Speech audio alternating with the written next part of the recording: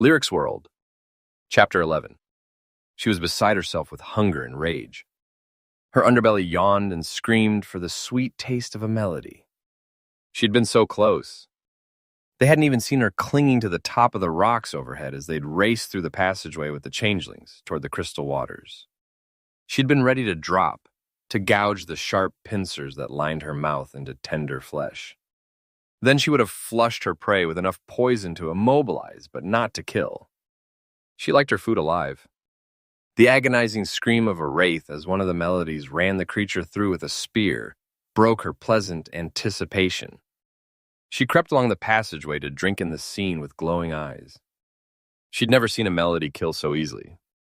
And she'd experienced something she'd never felt before. Fear. She didn't like it. Didn't like it at all. Her pincers clicked frantically as she remembered how she'd skittered back through the passageways, away from her prey, to the safety of the tunnel where she dwelled. The Purella picked her way across her thick black web. The web she'd spun to ensnare a melody. Caught in its center was a small wraith. She'd come across the black rodent in one of the middle tunnels and dropped on it in hunger and frustration.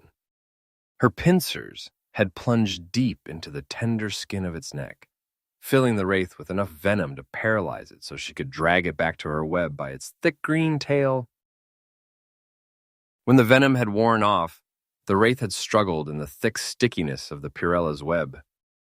But the more it had writhed, the more the web had bound its body. Now it could only move its hard black eyes. They rolled from side to side. She could taste the wraith's terror, just as she would soon taste its meat. The Purella slowly moved toward the rodent, her 8 legs picking through the web with care. She too could be caught if she allowed her bristly backside to touch its gummy strands. But that never happened. She moved with an eerie grace, never losing her balance. There was no need to rush once her prey was ensnared. There was no escape from a Purella's web. She felt a slight tremor in the web and fixed her eyes on the wraith. He hadn't moved. Couldn't move. Another tremor dancing along the strand on tiptoes. The Purella skittered back to the edge of her web. A web that not only trapped her prey, but served as a perfectly tuned alarm system that picked up every movement and vibration. Something was traveling in the lower tunnel.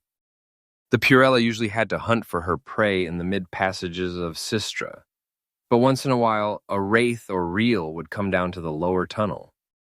When that happened, she was always ready. Orange eyes narrowed as she glanced at the ensnared wraith. Her belly ached, but it would have to wait. When she returned, she hoped she'd have more food. That would be good, because she was hungry. Very hungry. She slid her body through the crevice that led to her den.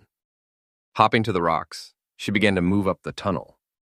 A small stone was dislodged from above, and nervously she sprang onto the side wall of the passageway. She flattened her body against the rocks, a 2-meter blot of red against the dark purple of the stones. Any creature looking would see her, but in her experience, her prey didn't pay attention to what they couldn't hear. At least the reels and wraiths didn't. The melodies were different, more difficult to trick and snare. Catching them as regular food was too much work, which was why she waited for the changing time. She didn't like to work too hard for her food, and there was no need to. When she heard the sounds, she was momentarily puzzled. They were neither the snarls and grunts of wraiths, nor the slithering hisses of reels. And then she felt the familiar pains in her underbelly, felt thick ropes of saliva begin to form in her mouth and drip heavily from her pincers. Melodies. Never before had they come here. They knew this was the dwelling place of the Purella. She did not pause to wonder why they were here.